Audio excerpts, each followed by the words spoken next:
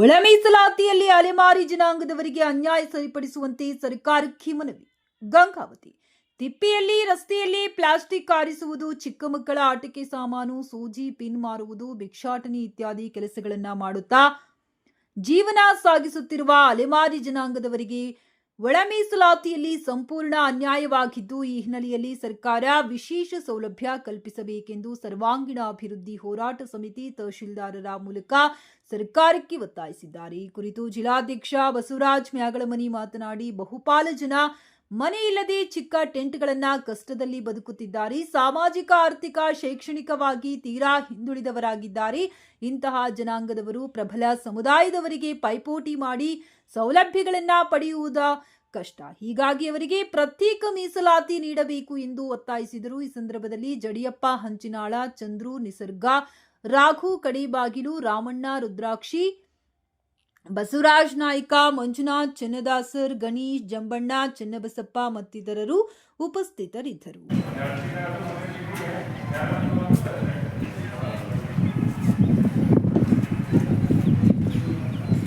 ಸರ್ವಾಂಗೀಣ ಅಭಿವೃದ್ಧಿ ಹೋರಾಟ ಸಮಿತಿ ತಾಲೂಕಾ ಘಟಕ ಗಂಗಾವತಿ ಮಾನ್ಯ ತಹಶೀಲ್ದಾರ್ ಗಂಗಾವತಿ ಅವರ ಮುಖಾಂತರ ಮಾನ್ಯ ಮುಖ್ಯಮಂತ್ರಿಗಳು ಸಿದ್ದರಾಮಯ್ಯ ಕರ್ನಾಟಕ ಸರ್ಕಾರ ವಿಧಾನಸಭೆ ಬೆಂಗಳೂರು ಅವರಿಗೆ ಮನವಿಯನ್ನು ಸಲ್ಲಿಸ್ತಾ ಇದ್ದೇವೆ.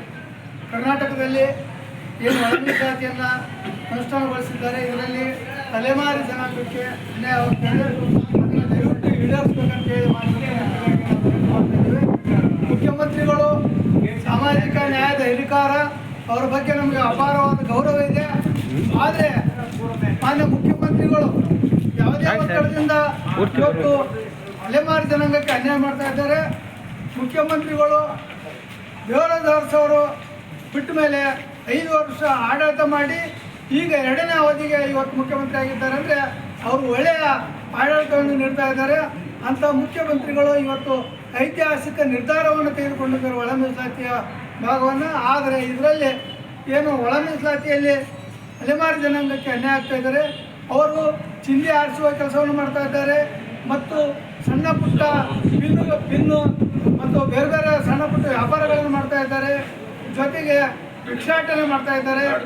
ಏನು ಬೇರೆ ಬೇರೆ ಅವರ ವೃತ್ತಿಯಲ್ಲಿ ವೇಷ ಹಾಕಿಕೊಂಡು ಅವರು ಜೀವನ ನಡೆಸ್ತಾ ಇದ್ದಾರೆ. ಇಂಥ ಒಂದು ಜನಾಂಗ ಕಣ್ಣೆದುರಿಗೆ ಕಾಣ್ತಾ ಇದೆ. ಇವತ್ತು ಕರ್ನಾಟಕದಲ್ಲಿ ಅವರು ತಿಪ್ಪೆಯಲ್ಲಿ ಏನು ಪ್ಲಾಸ್ಟಿಕ್ಕನ್ನು ಆರಿಸ್ತಾ ಇದ್ದಾರೆ. ಅಂಥ ಒಂದು ಕೆಲಸವನ್ನು ಮಾಡ್ತಕ್ಕಂಥವ್ರಿಗೆ ಇವತ್ತು ಸರ್ಕಾರ ಅನ್ಯಾಯ ಮಾಡ್ತಾ ಇದೆ.